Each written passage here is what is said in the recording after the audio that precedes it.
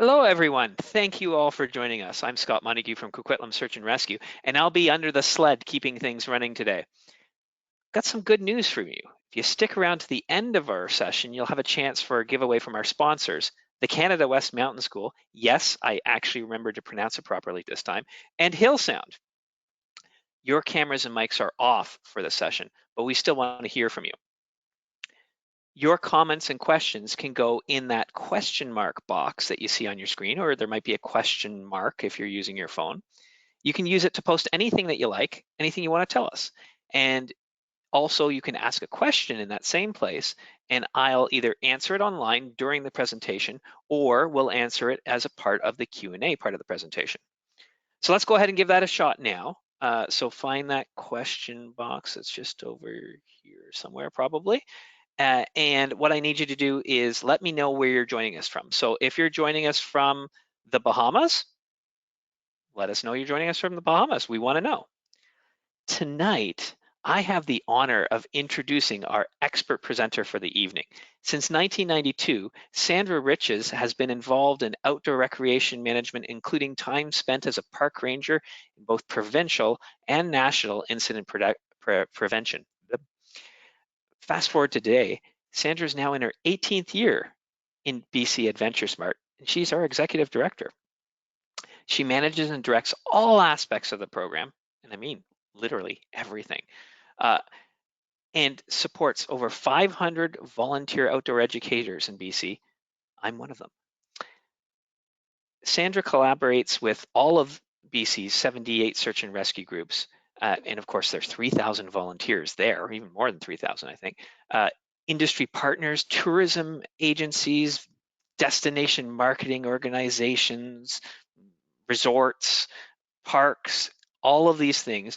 And all of these different groups have the one goal of attempting to reduce the number and severity of incidents in British Columbia and across Canada for that matter.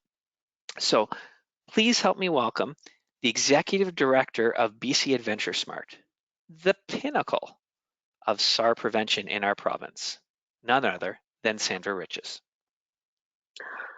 Welcome, everyone, and thank you, Scott, for that lovely introduction. We couldn't do this without you, though, Scott. So let me just say thank you for being our tech support, the steer of our ship, or maintenance on sleds today. I forget what your acronym was there at the beginning. Nonetheless, we love to have you aboard, and it really makes our show run that much smoother. I'm grateful to be joining you tonight from the traditional territory of the Lillooet and Squamish First Nations. It's wonderful to be here to share what we have to share with you tonight so that you can get informed before you go outdoors. And that makes your efforts in the outdoors more enjoyable. It helps search and rescue in the province of British Columbia that Scott mentioned. We do have 78 search and rescue groups in British Columbia. You may know some of the ones that are in your region of the province if you're here from British Columbia, or throughout the country for that matter. And there's 3,000 volunteers. About 2,500 of them are full-time members like Scott, and about 500 or so are MITs, what we know as members in training. I have been with the program since 92. Pardon me, in my career since 92, and with the program since 2004, and work closely with other team members on the BC Search and Rescue Association staff crew. This is our third webinar of the very beginning of our series. We have 8 webinars in total for this winter, and this is our third one for December. We wanted to kick it off with a couple last week with Search and Rescue Volunteers, Avalanche Canada, and then our Backcountry Snow Safety. So I hope you're comfortable, and queue up those questions anytime you like. Let us know where you're sitting. As Scott mentioned, toss that into the fields. We always love to see where people were sitting. I think this Tuesday we had some join us from the eastern part of Canada, New Brunswick, and all the way from Cayman Islands and Florida. So I'd be curious to see where you're sitting tonight. AdventureSmart is a national program, and it all started here in British Columbia 18 and a half years ago, thanks to the BC Search and Rescue Association. They wanted to create a program to help reduce the number and severity of search and rescue calls. That was the goal then. Fast forward to 2022, the goal is the same. And the main crutch, the trifecta of outdoor safety with the AdventureSmart program, no matter if you're just getting it in British Columbia where we do deliver quite a bit of outdoor education with the program, or anywhere in Canada, the message is consistent. And you'll hear about these 3 T's. If it's on a webinar, at a trailhead, ski hill, face-to-face at a school, at your workplace, at a tourism event, this is the consistency, and it's adding to that outdoor culture, that safety culture that we know you already have a little bit of, and you're here tonight to learn a little bit more and sharpen your pencil. Trip planning is critical. We'll jump into the details of that. There's a few layers. Training is continuous. It happens all the time, no matter our age, activity, season, or sport. And taking those essentials with you, that's a consistent. That doesn't change, but you do add season and sport specific gear. And we will talk about that as well. Before I jump into the nitty gritty, Scott, could you pull up our first poll, and let's have some engagement with our audience tonight so we can ask a little bit of a question to see if you have some knowledge. And here's our first one. Just need to move my dashboard so I can read that. There we go. When you're in the backcountry and you hear a whoomph, maybe you've heard that sound. If you hear that underneath your feet while you're in an avalanche area, should you celebrate and be excited or worry? It's a pretty simple question.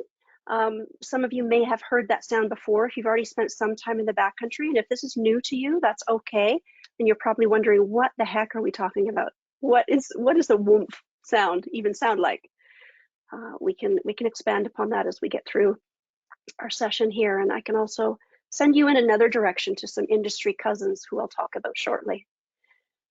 So it is an interesting question, and some of us, Scott included, have heard this sound before. I'm glad only 3% of you are not celebrating, and that most of you are worrying. So the 3%, come on over to the worry. And to be fair, the first time I heard it, it was like, oh, that's so cool. I had no idea what it was about, but it was sort of a cool noise. Like I would go, whoof. And we're going to learn about why that may not be as cool as I thought it was at that time. Nope, it's not what we want to hear. So let's get into our session, and that will just give you a little bit of intrigue, or you have some familiarity with that. And tonight is about that. It's either an introduction to this lingo language, snow safety, chitter chatter, or it's a refresher. And or maybe you're taking an AST course coming up soon, and this is an excellent introduction to that with a few other ingredients in the pot. Oh, here's Dinah. She's wonderful, and one of the four-legged volunteers within the province of British Columbia through the BC Search and Rescue Dog Association. She's with Whistler Search and Rescue, and we've been given a permission by her handler to use her photo. She's also on our Instagram. She's got lots of love over there, that's for sure. So recreating in the backcountry is a big decision. And maybe that's why you're here tonight. You're thinking about it, or you're ready to get back at it again. This is outside of a ski area boundary, also known as a controlled recreation area, or a CRA. Before you head back there, you really need to be aware of a few things. And there's a lot I'll talk about tonight that will add to your mental and literal toolbox. Being aware of that current avalanche forecast. Avalanche Canada just updated some of their resources. Beautiful, excellent, top-notch. It's the way to go, is to head over there to get that. So we'll talk about that in a minute. Knowing how to travel through avalanche terrain. You're heading into unmanaged space. Unmanaged space. There's no cafeteria back there. There's no outhouses. There's no ski patrol. It's you and your group that you're self-managing and risk assessing. Knowing how to undertake that companion rescue if something does go sideways. So before heading into this area in this region, this unmanaged spaces, a comprehensive trip plan is key. I hear that from Scott. I hear it from other search and rescue volunteers, how important it is and how much it helps them if enthusiasts can leave a detailed trip plan. I've got a lot of information about that as well.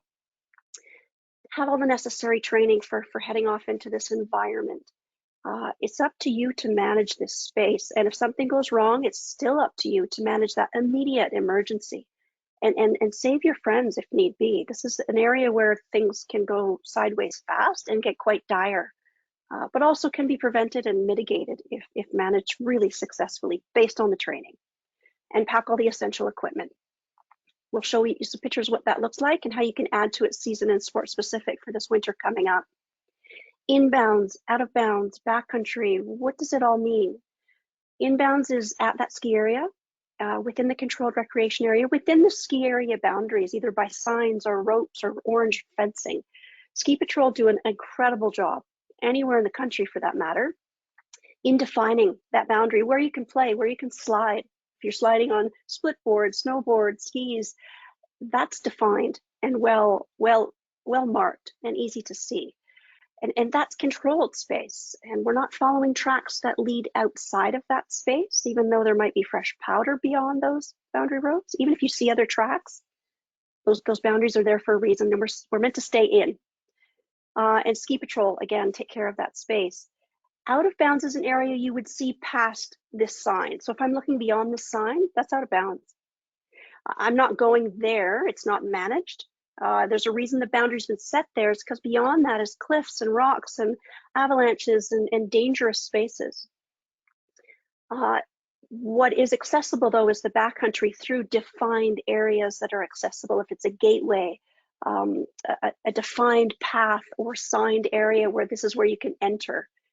Those are identified on mountains often, in and around ski areas where you can access the backcountry. It's a defined route. Tree wells, these have to be considered.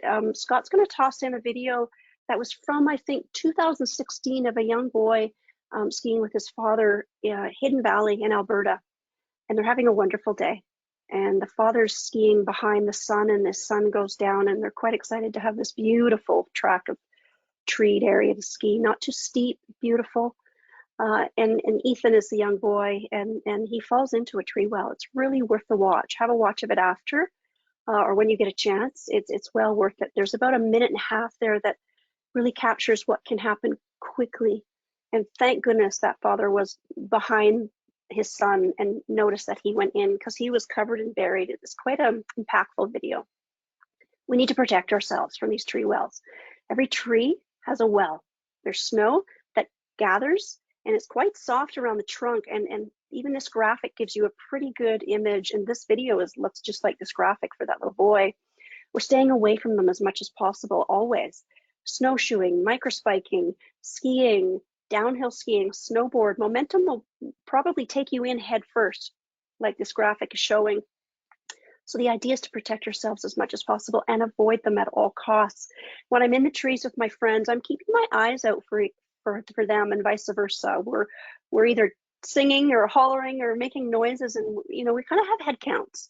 And it's not a bad idea to have a buddy system in the trees. And Scott, I'm looking out for you, you're looking out for me. Great. There might be 6 of us, but you and I have got each other's eye.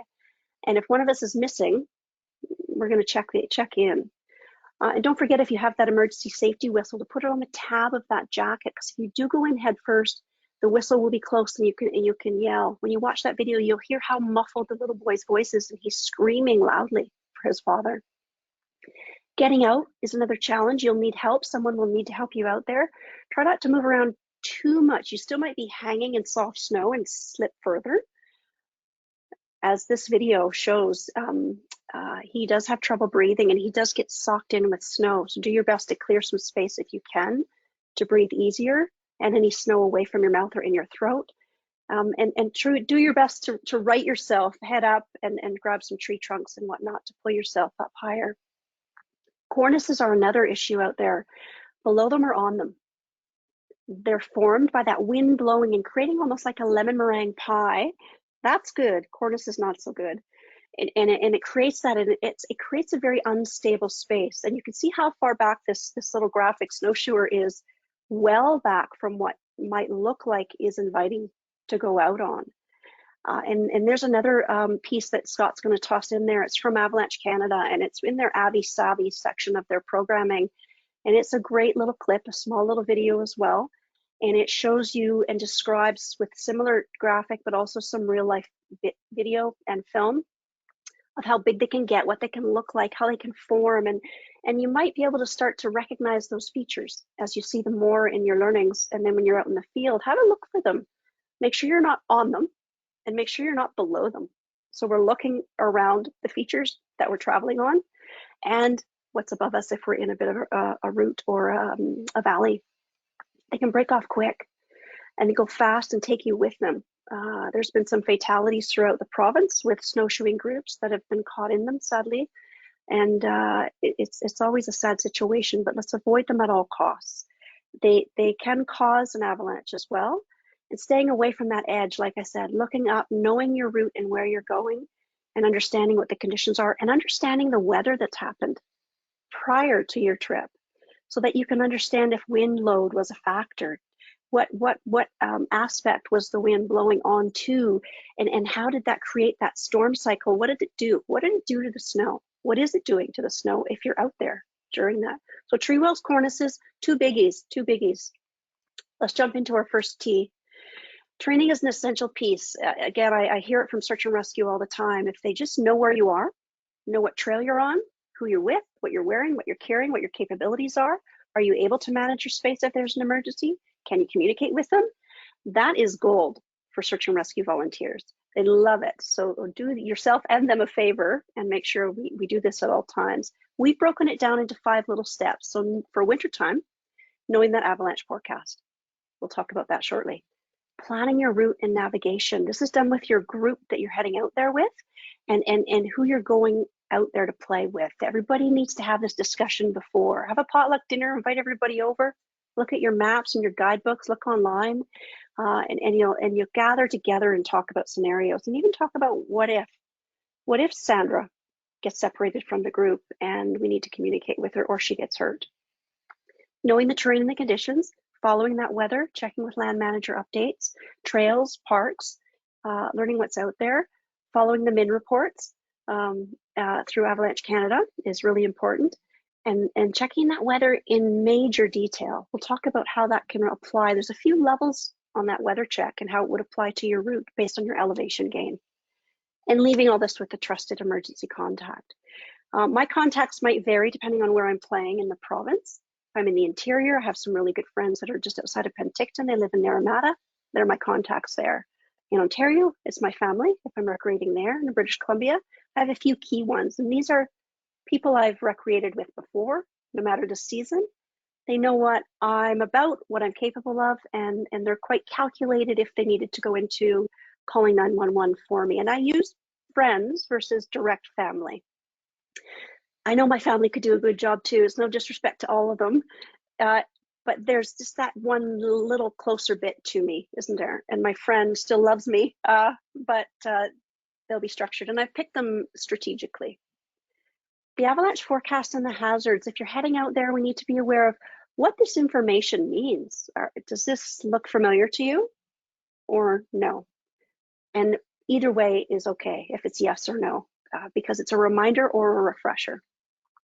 I find when I take these courses, and I hear it from many who take AST through the providers of Avalanche Canada's curriculum, they always go in and think, oh my goodness, this is great. And they leave and they're like, oh, I need to learn so much more.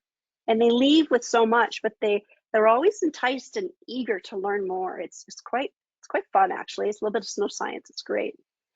So some basic descriptions of low, moderate, and considerable, and this can be shared in the forecast. And we all know what low might mean, moderate and considerable in the general sense. But in relation to the avalanche hazards in this forecast, there's fine details that really make a big difference. And it's quite interesting because considerable people might think, that's okay, it's average, it's in the middle. That's when a lot of things go sideways. It's really when people still go, they don't see that it's a low or like a stop of a high and extreme. At considerable, people still choose to go out, and that's when a lot of movement is still happening. It's key to understand the details here. This is one of the most important steps of not getting lost. And at the very bottom bullet, I'll start at the bottom here just to go backwards for a second. Getting lost and disoriented is the second most common reason for search and rescue in British Columbia.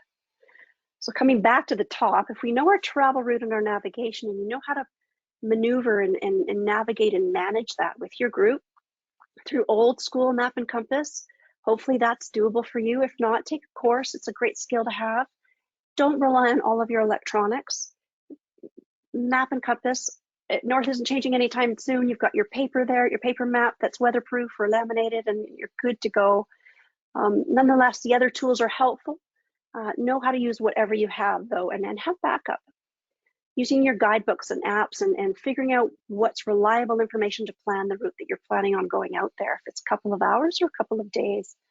If it's a sunrise start and a sunset finish, you've got some planning to do. And as you do this with your group, figure out what everybody's capabilities are, literally through training, certification, physical abilities, mental health, and how that can add to and create success for this trip. Always fit this in the window of daylight if you can. That's your best scenario. And once it gets dark, things change for you if there's an emergency. Cold and dark aren't great things to add to your ingredients of an emergency. And then it also adds a challenge for search and rescue. And having that physical fitness is a big one, right? There's a lot of people that have easy access, many of us do, to really great terrain. And that easy access can fool us and give people a false sense of security for those who are unaware of what it's like to be in that terrain. Even when everything is picture perfect and working well, if you're unsure or unaware of that terrain and that setting and what you need to be capable of, imagine what the situation would be like if there's an emergency and now it's dark and cold. Excuse me. Knowing that terrain and the conditions, it's fine if you go to the same trail or area quite a bit. I know Scott and his wife travel outside a lot, winter camping, summer camping. They're super active and they head out there and they have great times, and they may repeat trails that are familiar because they're awesome places to go. That's an easy way to keep up to date with where you can travel, how you can travel through it in all seasons, because you know the terrain and the features. What happens when it dumps 10 feet of snow on it? You know how to maneuver that area, or if it's new, we need to do some research. Let's do a quick little comparison. We've got Dog Mountain, which is on the south coast of British Columbia, Mount Seymour Provincial Park. It's a great roller coaster of a hike, takes you out to a beautiful view. It's only about 5.5 K and just over a little bit of an hour. And that middle picture gives you a good visual. Mount Seymour's often socked in like that, low cloud, limited visibility, but you can see that the trail surface and what it looks like, it's doable. And then the topographical map, if that's legible to you, if you understand what the contour lines mean, or if not, it gives you distance and time again over there. Let's come down to Sigurd Peak. This one's 14 K, so it's a little bit longer, quite a bit longer in length of time as well. So that's giving you about 8 hours. Completely different terrain here. Just around tree line, I'd say, entering into alpine if we got to go a little bit higher, but tree line for sure. Completely different aspect, environment, space, all together. Now what comes into play is the avalanche forecast. These are key pieces to look at, these finer details. That this goes back to that planning piece with your friends as you look up for the terrain and the conditions so that you can navigate and route find successfully. That weather, I think I check it a few times a day, no matter where I am, and we can all look out the window, but to go into it in a few more layers will help you plan the trip and see when opportunities might lie, or challenges. Weather can be challenging, absolutely. And look at all this with that success in mind of reaching your destination, and your destination is home, by the way. But also look at it with scenarios of, okay, what if Scott and I are heading for a snowshoe, 2 other people are with us, and Scott breaks his ankle today, and it's 5 o'clock, sunset an hour ago. Now we have a situation. How does that weather apply? So think of the good and the what if, so we can manage it and be prepared for that.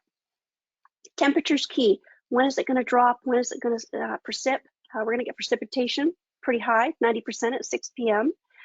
Likelihood, and gives us that chance. Cloudy, wind, visibilities, wind speed, which is a factor in our cornices, if you remember, and precipitation amounts, accumulation, depending on the type, rain, wind, rain or snow, sleet, and that sunset time. Our days are short now. We have a couple more weeks before we get over the crest and solstice comes our way, and it'll be great. But these things are great to take into that equation. A general rule on a clear day, temperatures will decrease by about 10 degrees for every 1,000 meters. That's a really general rule with everything aligned. And the reason I mention that is because I want to go back to Sigurd Peak for a second. So we've taken all of those temps, precip, wind speed amounts, and sunset, and apply it to Sigurd Peak with that 14K trip and 2,000 almost meters in elevation gain. And that's a key piece that we've got that will able to do the math. So if we, we have 20-degree difference here, a 20-degree difference. And again, I always like to apply these figures to the bad scenario. In any of the examples I've given to date, it's dark, it's cold, someone's hurt. And now it's 20 degrees colder than when we started our adventure, maybe at that 2,000 meters lower of an elevation. Now we have to manage the space at 20 degrees colder. Did we sweat? Are we hot? We're injured? Do we have extra layers to keep warm and dry? So how do we manage this scene right here? So these are the types of conversations you have over that potluck dinner when you're planning your trip. I'm sure you all leave some form of trip plan. I'm confident that you have some means of letting someone know where you're going. Trailhead selfie, quick text, quick phone call. You're letting someone know, in case I'm not back by dinner because we've got plans, then we've got movie Netflix tonight. If you don't hear from me by 5, give me a buzz and we'll go from there. I'm sure you do it in some shape or form. The detail we'd like you to do it in, and I say that on behalf of the 3,000, the Scots included, that STAR would love you to do, is we want you to leave the whys, whens, wheres, whats, who, and how. And this will allow us all, and I say us, me included, and my friends and I and family, to leave this in as much detail as possible. Am I skiing, hiking, mushroom picking, climbing, ice skating, snowmobiling on the Pemberton Ice Cap? What's the why? And this is going to go to my emergency contact. This is one version in a text, which many of us can do and probably do more than any other means. Maybe you still use pen and paper, leave a note at home. However you do it, at least you do some version of it as a start. It's great. The dates, time, start, finish. Do you have a backup time? If I'm not back by 6, okay, sometimes my partners and I are a little bit slow. Let's say 6:30. So leave those start and finish times. It's really helpful for your contact to know, because this isn't just staying with them. In an emergency, it's going to go to police, and then police will transfer that over to the local search and rescue group, and that SAR manager will be able to look at that and use it. They turn into investigators, really.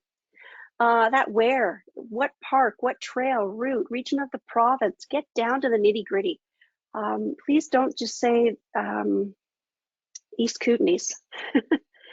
That's way too broad. Let's bring it down. Bring it down to the region you're in, and the park and the trail and the direction of travel. That's the detail that local search and rescue group will need from you. The color of clothing, I'm doing a great example of what not to wear. So make sure you buy bright orange, yellows, robin blues are great. The brighter and easier to see. And all the people in your party, their names, contact information, physical abilities or challenges.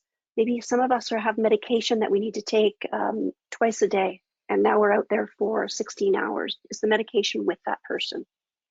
These are key pieces that are personal additions. And the car, the vehicle information. If you're driving yours, leaving it at a defined parking lot, did you need a parking pass for that area? And or did you use transit? Some transit can take you to some pretty awesome trails, winter and summer. Are you carpooling or getting dropped off, or do you have A and B? Is your trail so fast that you've got vehicles at both ends? This is the type of information that we need. And the information from everyone in that party, their numbers, their names, and that's critical. So in this little example, there's 2 extra phone numbers, not just mine, that could be transferred.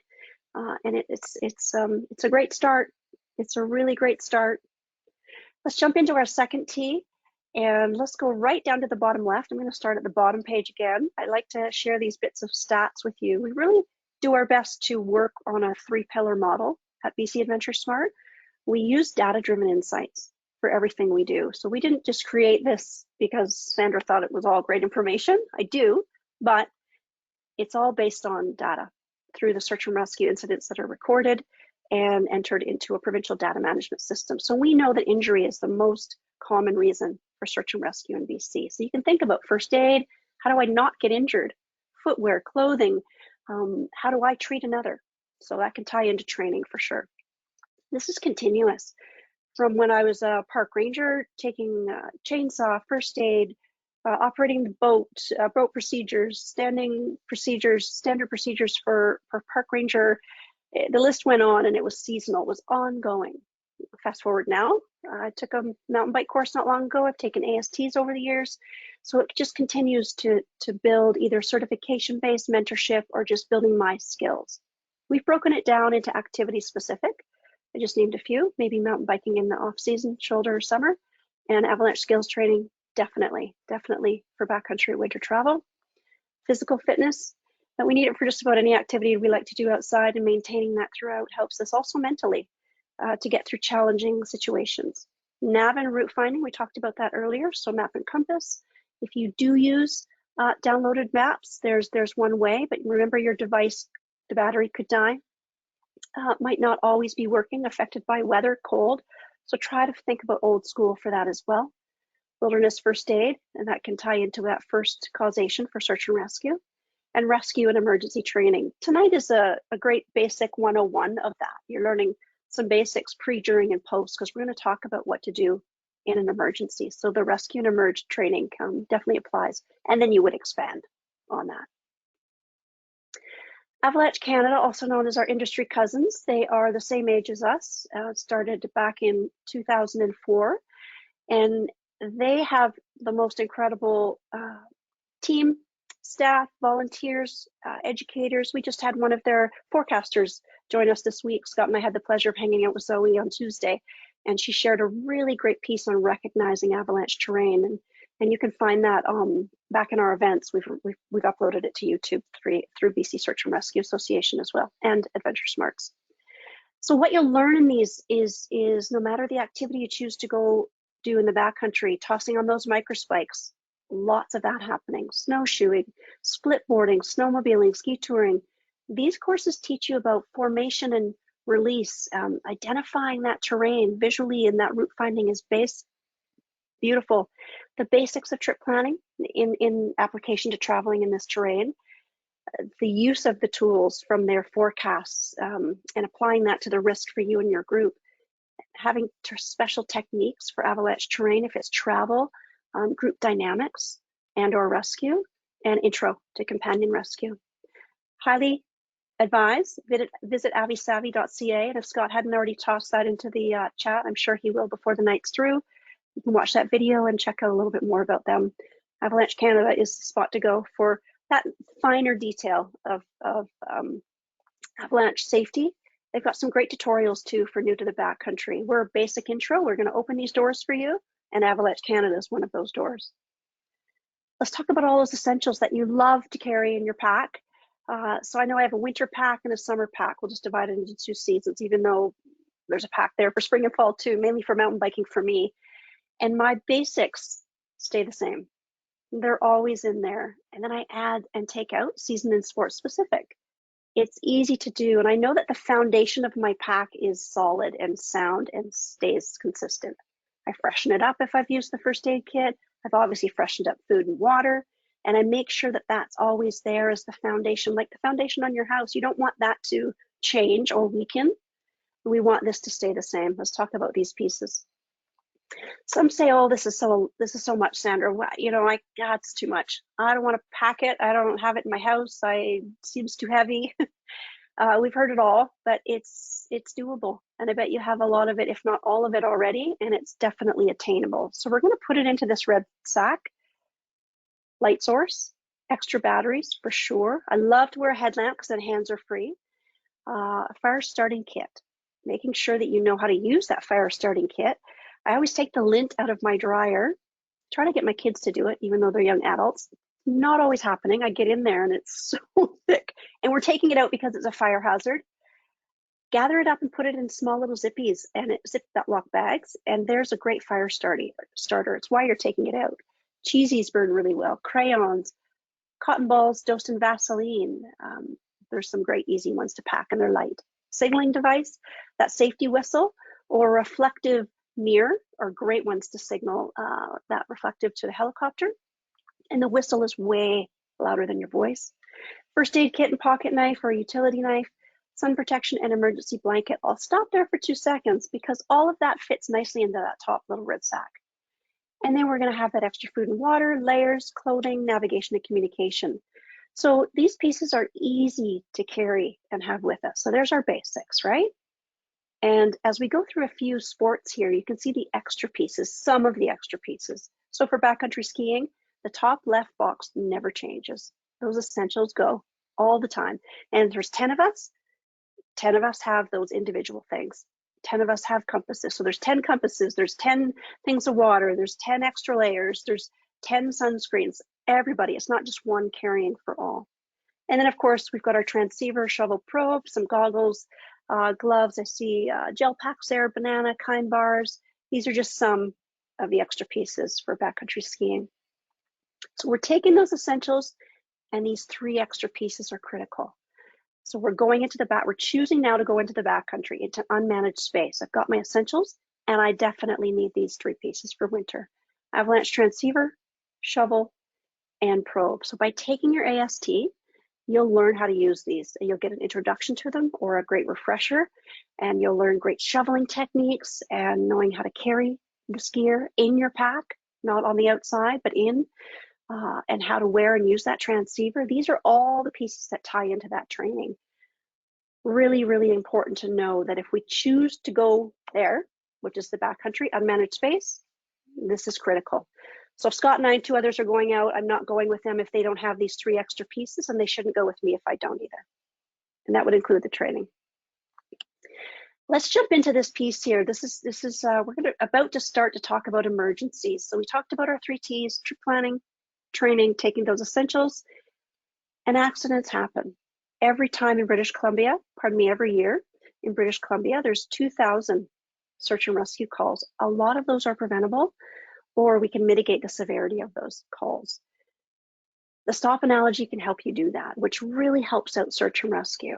So what to do in an emergency is you need to stop, think, observe, and plan. We'll get into each one with a little bit more so you can see what each one contains, but this slide is a biggie. As a little promo for another webinar we've got coming up in the partway through winter in the new year, we have a subject who was rescued. She was a good Samaritan who helped a subject who needed help, and she remembered the stop analogy from seeing our messages on social media and through our programs, and she remembered she had to stop, think, observe, plan. She told me, she says, Sandra, this is what I used. This is what I used to help out others who were injured, and I applied this analogy, and it worked. And that subject was rescued. So you might want to join us for that Good Samaritan story in the new year. As you've stopped, you know there's an emergency. There is no special number. You're not phoning Sandra. You're not phoning Scott. You're not phoning a friend or family. You're not phoning a friend or family.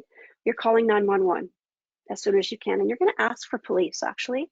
They are the tasking agency that will request that local search and rescue group in your area. They're not coming normally to hunt in the backcountry for you, to find you. Their job is to manage that. They are the tasking agency through the province, and then the search and rescue volunteers who are trained to find you. And this is only if you have reception. Remember, this is a cell phone. We've got a mobile graphic here. If you have reception, if your phone's not, battery isn't dead, if the cold didn't affect your phone, this can be an option for you. So the bullet at the bottom here, your cell phone, which I'm sure you're going to take.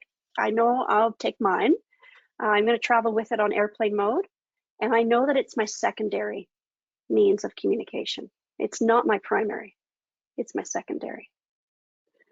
We want to preserve that battery life as much as possible. There was lots of chitter chatter of late about the iPhone SOS feature. And we went back to this messaging when that came out, and knowing that if you preserve your battery life, if you have reception, you have battery life. That's a start. Bring an extra battery pack. Know your location. Know your location. I know where to find my location on my phone. There's an app on my compass on my phone, or I could use my compass. So know your latitude and longitude so that when you give that information to police or RCMP, that's a key piece. Again, don't call your friends, please. It's a piece that needs to be reminded of. I know in the heat of the moment, you want to talk to family. I understand that. There was an incident in West Vancouver of a young girl who did that, and long story short, she phoned her family, her boyfriend in Ontario from West Vancouver, and then her phone died. And the situation didn't end well, and it was a fatal incident, unfortunately. And so please don't phone your family first. Phone 911. Don't think because you have an emergency alerting device, if it's a Garmin, InReach, Spot, or Zoleo, that you don't need other things. Tonight is all about those other things that you need. And back to that trip plan, how key and critical it is. So again, cell phones are your secondary means of communication. Your primary, which some of you probably have, you've made the investment, and I understand that they're investments. Maybe a collective Christmas gift if you're so lucky. Spot, InReach, Zoleo, satellite phone, these are key pieces. These are primary means of communication. And again, our mobile devices are that secondary piece. Let's get into the nitty-gritty of what to do in that emergency and dig deep into the stop analogy. So there's been an emergency. You have stopped. Perfect. Now you need to see, why have we stopped? Maybe you're in the group and you don't understand why you have. You didn't realize someone went in a tree well, or has been hurt, or faint, or feels ill, or is missing. You know, we get out there and we really get going, don't we? We kind of focus in our immediate area, not really paying attention to the whole entire group. Is emergency care required? Does someone in our group have that first aid to treat that medical emergency, to be good enough to manage it right then and there, while we still might have to wait for help and call for help? Are you lost? Can you re-navigate yourself? Maybe you just got off the trail a little bit and you can get back on track. So stopping allows us to assess the situation, gather our thoughts, which helps us physically and mentally just kind of stop. And it gives you a chance to think about your situation. On average there, that bullet at the bottom, there's about 5 search and rescue calls a day in BC. We are the busiest province in the country for search and rescue. We do have a robust response and SAR, search and rescue prevention model. We keep busy here in the province, that's for sure. The next piece here is to think. So how are you going to contact search and rescue now? I like this slide because it ties back to the trip plan. So how are you going to contact search and rescue? It also ties back to your communication devices. So you've got those primary means of communication, and that's going to be your go-to, right? You've also left a trip plan back with your emergency contact. So you know that if for some reason communications aren't working, someone knows where you are, when you should return, and they have instructions by a certain time of the day to get that on the go. Will anyone know you're missing? Absolutely, because it's all back on your trip plan. Will anyone know where you are? Another yes, because it's all back on your trip plan.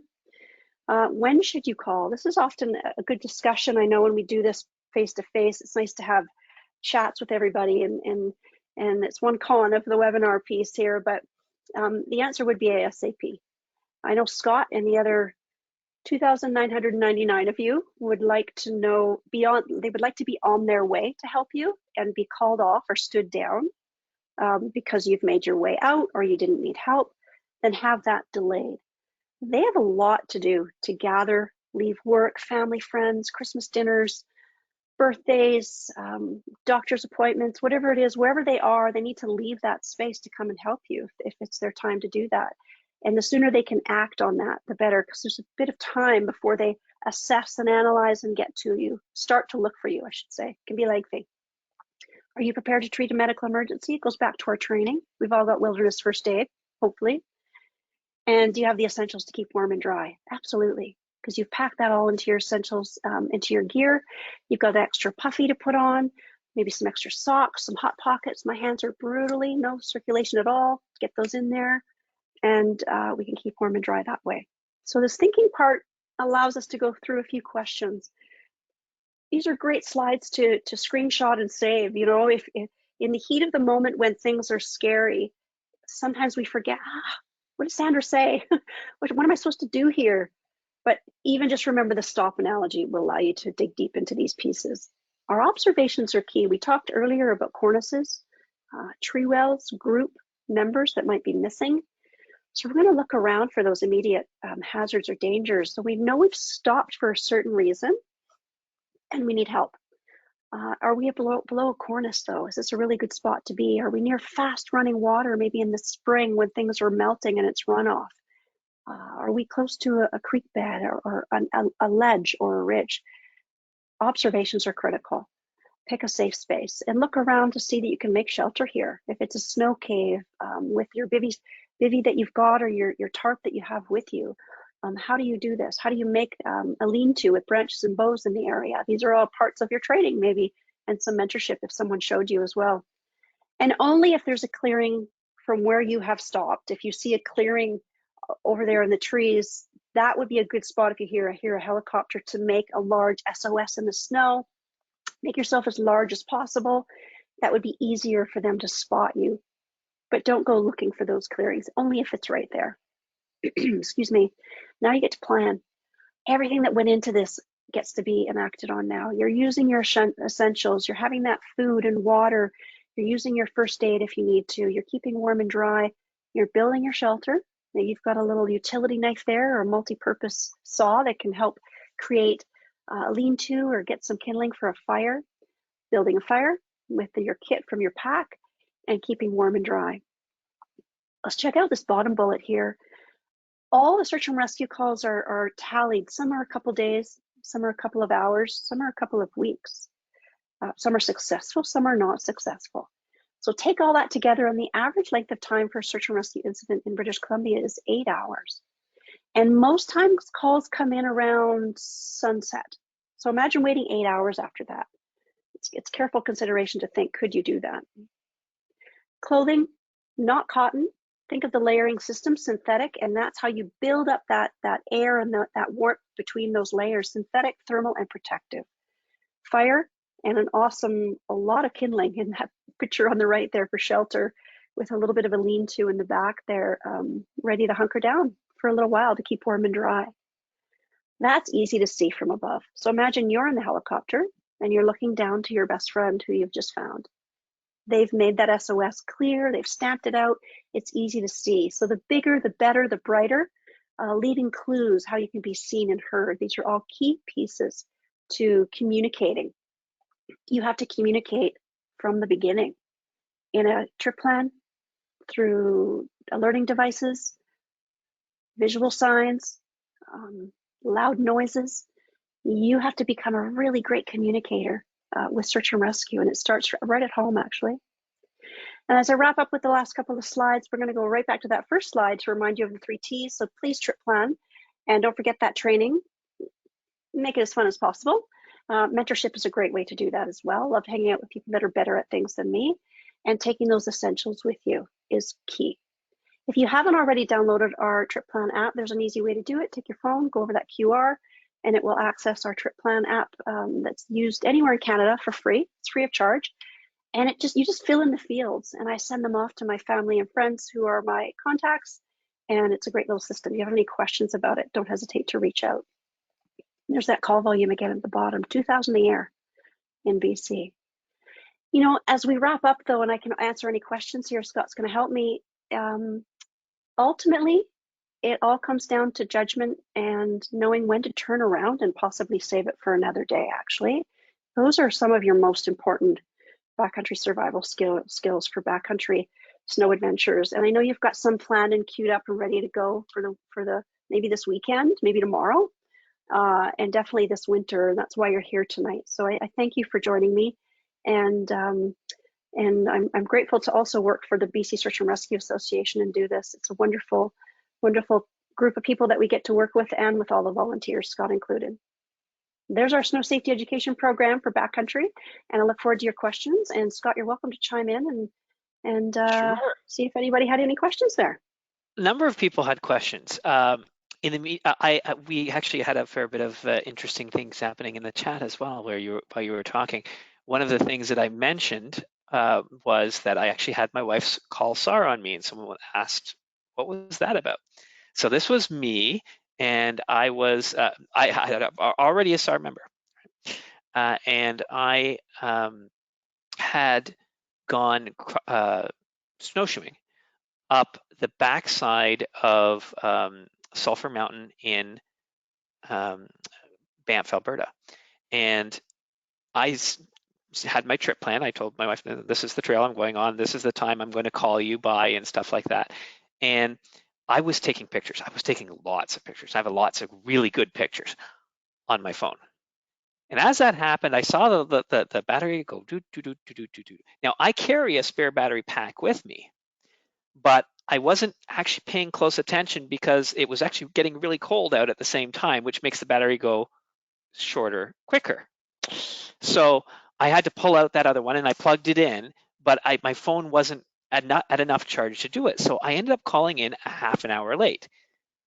My wife did absolutely the right thing and called.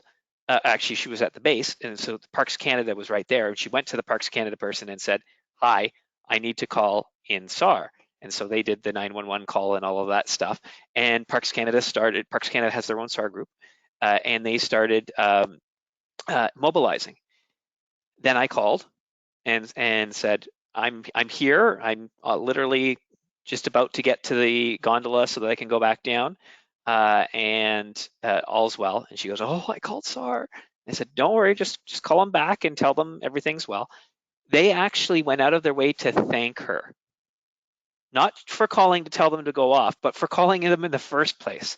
Because Yeah, if they waited that extra half an hour, that's an extra half an hour that they don't have light for. That's an extra half an hour that they're going to be taking from their own sleep potentially later on, right? yeah, Because if they can get me off the hill quicker, they're going to be able to go to sleep earlier. So they thanked her for making that initial call. So I definitely highly recommend people making that initial call as soon as possible. So yeah. there's Good my story. story. I don't know if did I ever tell you that one? I don't think I did I? No, no, I haven't. I haven't heard that one. Let me get to some actual questions that were more for you. Um, Laurie asks, lately there's been lots of people going out together with lots of different fitness levels. I know that happens a lot on things like Meetup and such. Do you think that all the people in the group should wait for the slowest ones, or do you think that the group should plan to have like a slower and a faster group, or is it okay to have a few people drop off? What's your advice on how to handle that meetup scenario where you're not quite certain of the fitness level of everyone? That's a great question, actually. I'm going to try to remember that to use that moving forward. And I know we posted, I want to say maybe a month ago, there was a scenario around that situation, and this is happening more and more. We follow a lot of Facebook groups, hiking groups, and we hear a lot of people doing that exactly, meeting up, and we don't always know each other. For those that do that, there's a huge benefit to knowing your family and friends that you recreate with outside. And it's a different story when you're now recreating with those that you don't know and that you've just connected online with, and you meet in a couple of days and head out for an adventure. Sticking together is key. It's number one. Understanding those dynamics. You know, I talked a lot tonight about that pre-trip planning, and maybe that is done with these meetup groups in some fashion. If it's a group chat a couple days before, or if it's a FaceTime or a gathering online, that's still beneficial. But not knowing each other's physical fitness, abilities, capabilities, training, to me, there's a lot of holes in that cheese in not knowing that group. And I like to know who I'm heading out into the backcountry with. I'm heading into terrain that is unmanaged, like I talked about earlier, and it's up to me and my party. And I want my friends and family that I'm with to trust me and know that I'm capable of taking care of them, and vice versa. Situations can be quite extreme in the wintertime in the backcountry, and I want to know who I'm with. I want to know who I'm with, and I'm going to stick together. Back to your point about being physically capable of different challenges out there. I'm traveling as fast as the slowest. That's always been my motto. And if it's slow for me, or if it's slow for someone else because I'm slower today or slow at the slowest, then that's what we do to stick together and to succeed. It allows us all to check in visually, verbally with each other. You're checking in at breaks. You're stopping at every junction to make sure you're all still there. Mm. There's a lot of these basic 101s that maybe for some that are new to this environment, maybe that's not known, and that's okay. That's what we're here to help you with. So sticking together with those that are the same physical abilities and have the same goals as you do. I can't stress enough about that pre-trip chat Mhm. and that planning, because we all have a different goal. Maybe Scott's is to get to the peak in 3 hours and mine was 5. So we had a chat about that. Yeah. And we only had the same amount of time to do it. So that conversation on the goal piece is a biggie. It's a really a big one. And if we all, like I said here on this last slide, maybe our goal is 3 hours return versus the peak. That can be another way to accommodate everybody, and maybe you get to come back, fortunately, and do it again. And remember, our destination is always It's home. home. It's always home. It's never the peak. The peak's halfway. It's Yeah. halfway. And the other thing is, if you think that you're just going to leave someone for 5 minutes and they'll catch up, that's when someone's going to have an equipment failure. Something will happen. Something will happen, right, Scott? It will. It's Murphy inevitable. works in the outdoors just as well as they do with computers. Yes, almost maybe better. Jack asked a question that I probably am really well positioned to answer this one, because I actually have a real job of working for a wireless company. So Jack asks, if you don't have service, will 911 work still? So if your particular carrier doesn't have service, 911 will work if you can find another carrier. But there is a lot of British Columbia. In fact, the vast majority of British Columbia does not have service. So that is why it is not your primary source of communication. It's your secondary source of communication. If you happen to be in the area, great. And I don't care where you are, feel free. Pick up your phone, dial 911. If it goes through, yay, that's great. But there's a good chance it's not going to go through, which is why we have to have all of the other things that we talked about here, everything from the trip plan where someone knows to call 911 on your behalf if you aren't able to do so, to being able to have the secondary person locator beacons or satellite communication devices. So anything you want to add on that one? No, that's great. Good additions there. Thanks, Scott. So question for you, Jace asks, where is the best place to find information where to play outside? She says, they love to do ski touring and live in Chilliwack. Sometimes you see people skiing in certain areas like Elk Mountain or go towards Hope. I've actually played in all those areas. Are there any websites that specifically are adapted to this?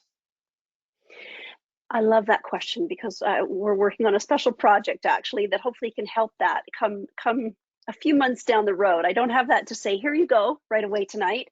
And so right now it's still a search for you to go to these different locations in different regions of the province. We'll talk about BC for now, and find what land managers have information for you. So let's say some trails are in a provincial park or a national park. You're going to BC Parks, or you're going to Parks Canada. So the land manager, or if it's municipal or regional, Metro Vancouver, Lynn Headwaters is a popular one. You're going to go to Metro Vancouver for that website to look up trail information, trail closures, openings, windows of opportunity for those hikes or adventures. Berg Lake is another good one for those big adventures. Winter travel is permitted this winter. They're still doing lots of repairs for upcoming seasons. So this falls to that land manager. So whatever that trail falls on, I would say that's your first kick at the can to find some trail updates, trail reports. Give them a ring. You can even find a number. BC Hydro keeps great information for some of their trails in the all season, really, and that would be a great spot to start.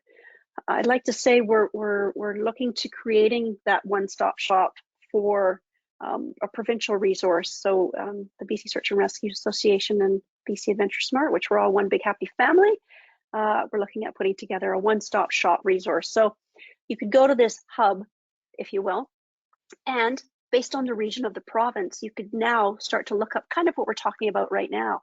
I want to hike or I want to snowshoe in the valley, January 2023. So we've got time of year, we have region, and an activity. You're going to be able to go to this hub that we've yet to create. Be patient. Quite excited about it though. And you'll be able to go to this one-stop shop and pull up this information. It's going to connect you to the weather, land managers, safety information, search and rescue information, lots of reminders like tonight. So there will be a hub in the future in 2023. I'm looking forward to that. One of the other things I'll mention is there's a lot of BC that doesn't have, that has trails, and the trails are not really managed by anyone. And in Yeah. those cases, it's not really, the winter's not the best time to go check out that trail, to be No. honest.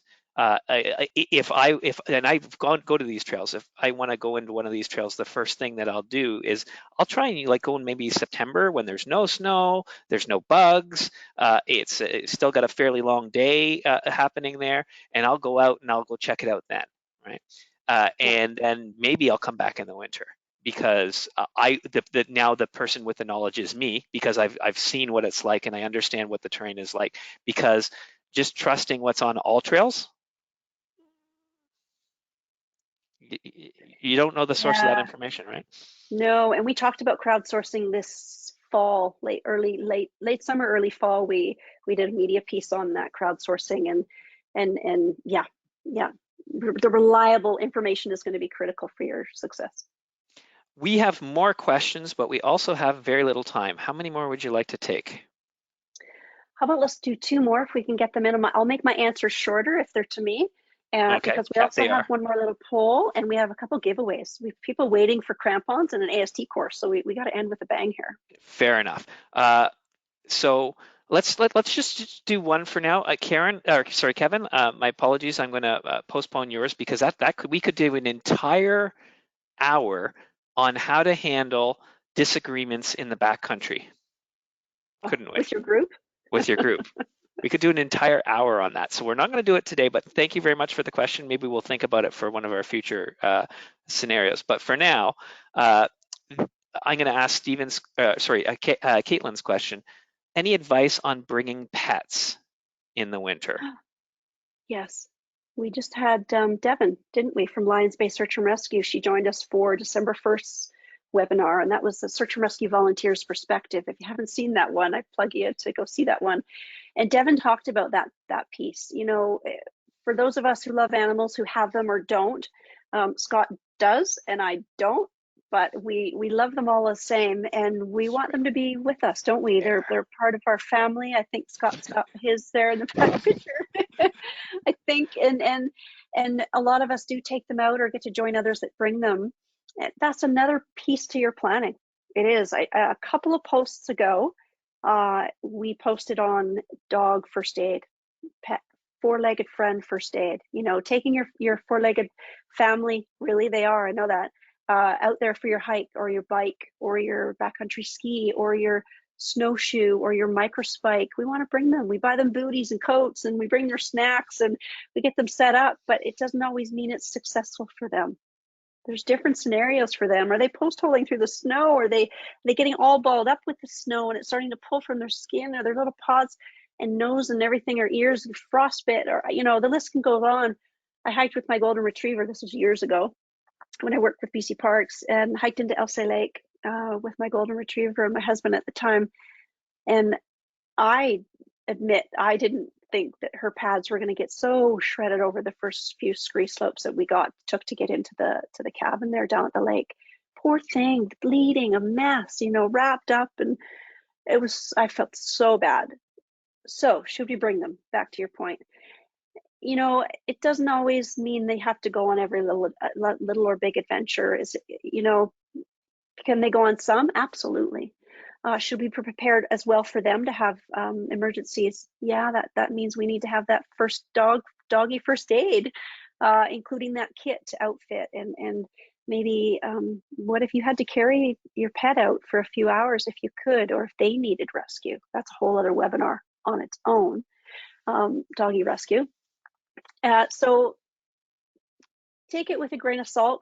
It's my opinion. I think, you know, you can, and we will. And there's times and places I think that they can go, and there's times and places when we need to use that sound judgment, and actually they don't go. They're not always as aware situationally as Yeah. we are of a cliff or fast moving water or tree wells or these features that we now know about. Yeah. They're They not in tip they can trigger avalanches. They can bring a large wildlife back to you. There's a number of things that you have to so be many. prepared for. Yeah, and then there's the whole leash, non-leash, and yeah, we could do a whole session on this, and maybe it's worth it. Maybe we Maybe it's should. worth doing a piece on this. Very good.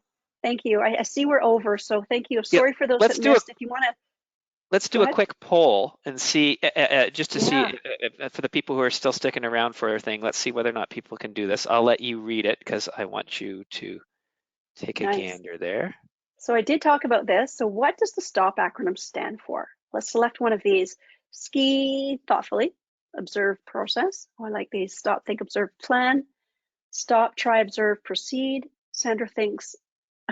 What does Sandra think? Always pollute. Owls. Owls. Oh, Yeah. I need to get my glasses fixed. Obviously, that light is shining badly. Sandra thinks owls pollute. No, she doesn't. So, okay, you go ahead and decide whatever you want to do there. Let's see what the STOP analogy acronym stands for. No, we already got 80%, so let's close the poll here. Yeah, okay. Yeah, I think that's an easy one. Aside from that, Sandra needs to learn how to read. Beautiful.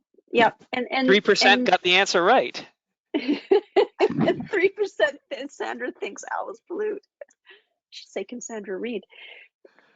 And if you know, to invite you back in the new year to listen to Jen is her name, who is the Good Samaritan who helped the other injured hikers. She applied that STOP analogy, and it was SAR success, search and rescue success. Awesome. I can go on and on. Scott and I are great at chatting and sharing and educating, but we're going to stop now because you've joined us for your evening here. We really appreciate it, and hope you can come back and join us in the new year. But we have a couple questions for you. This is how you win your prizes. So let's give away the trail crampons first. And these are offered, thankfully, and supported by Hillsound Equipment. They are great. You know, I actually prefer microspiking versus snowshoeing, but if there's enough snow, of course, snowshoes are great. But microspikes, so many trails are packed, spikes on, off you go. Off you go. Fingers ready. You get to type in your answer, and Scott looks for the first one to get it right. Can anyone tell me how many search and rescue groups there are in British Columbia? I have said it a few times, and And I'm we already have curious. an answer. Oh, we Got a do. bunch of them. Okay. There's some interesting answers. I don't know how we got them. There's some people have 284. But the vast majority of people had the correct answer, which of course is 78. I don't know, would we have accepted 79? Because that was pretty recent, but 78 is the right answer right now. 78's official. We've changed all of our numbers to 78. Yep. And Jen is our winner. So I'll just put a quick note to Jen and make sure that we have her email address. Nice. Congratulations, Jen. I'll get in touch with you after this or first thing in the morning, and we'll get those to you. So our last one, a bigger one, is this avalanche skills training course all the way from Canada West Mountain School. Brian and Linda run that show, and they do a beautiful job, and they've supported us throughout the years. This is exciting to offer this course, and you have any chance to use it between now and March 2023. So you get to go on there and check out when you can go. This question also pertains to search and rescue. And I like to ask this one because it makes you think about how would you manage that time if a scenario happened to you. How long is the average search and rescue call in British Columbia? How many hours?